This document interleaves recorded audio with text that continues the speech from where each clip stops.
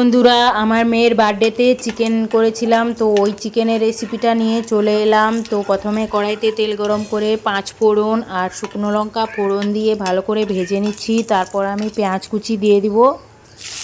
তো 5 ফোড়ন দিয়ে যদি কেউ চিকেন খেয়ে না থাকো তাহলে 5 ফোড়ন দিয়ে চিকেন করবে, খুব সুন্দর টেস্টি, খুব ভালো হয়। একবার করে খেও, তারপর আমাকে কমেন্টে বলবে কেমন হয়েছিল। তারপর দেখো আমি পেঁয়াজটা ভালো করে ভেজে নিচ্ছি।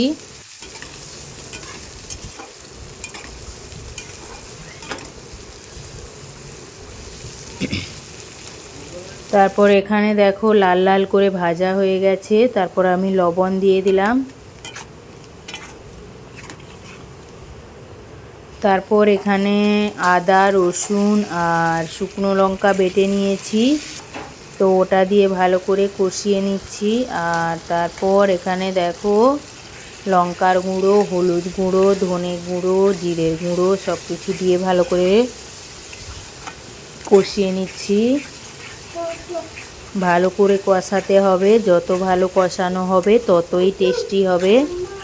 আর দেখো আমি তারপর মশলাটা কষানো হয়ে গেছে, টমেটো কুচি ছোট করে রেখেছিলাম ওটা দিয়ে দিলাম, আর একটু ধনের গুঁড়ো দিলাম। আর তারপর দেখো একটু জল দিয়ে দিলাম। আর তারপর আমি চিকেনটা ভালো করে ধুয়ে তারপর ওতে দই মাখিয়ে রেখেছিলাম। কিছুক্ষণ আগে থেকে মাখিয়ে রাখলে টেস্টটা, মশলাটা ওর ভিতরে ঢুকলে কিন্তু টেস্টটা খুব ভালো হয়। আমি খালি দইটা মাখিয়ে রেখেছিলাম, আর কিছু মাখাইনি। তোমরা চাইলে তেল, হলুদ, আদা রসুন পেঁয়াজ সব কিছু মাখিয়েও করতে পারো। তারপর এখানে দেখো চিকেনটা অনেকটা হয়ে এসেছে। আমি তারপর আলু কেটে দিয়ে দিলাম। আলুটা আর ভাজিনি, তোমরা চাইলে ভেজে দিতে পারো। তারপর দেখো আবারও আমি ঢাকনা দিয়ে রেখে দেব কিছুক্ষণ।